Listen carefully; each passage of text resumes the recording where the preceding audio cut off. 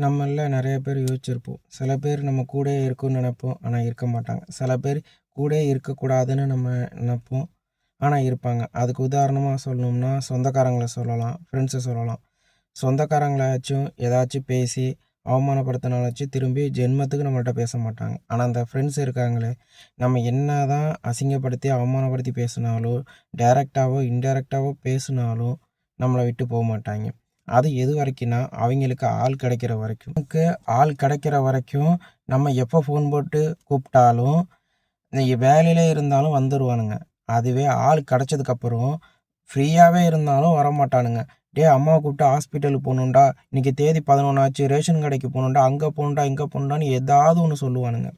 முன்னாடிலாம் அவன் குடிச்ச டீக்கு நான் தான் காசு குடுக்கணும். ஆனா, இப்போ அவன் லவ்வர் கூட சேர்ந்து குடிக்கிறான். ஆனா, அவன் காசு குடுக்குறான். எனக்கு அதுதான் ஆச்சரியமா இருக்கே! நம்ம கூட இருக்கும்போது மட்டும் அவனுங்களுக்கு என்ன வருதுன்னு பாருங்களேன். எனக்கு பொறாமலாம் இல்ல. லைட்டா இருக்குன்னு சொல்லலாம். அ இவங்க இந்த மாரி ஃப்ரெண்ட்ஸுக்கெல்லாம் நான் சொல்றது ஒண்ணே ஒண்ணு தான்.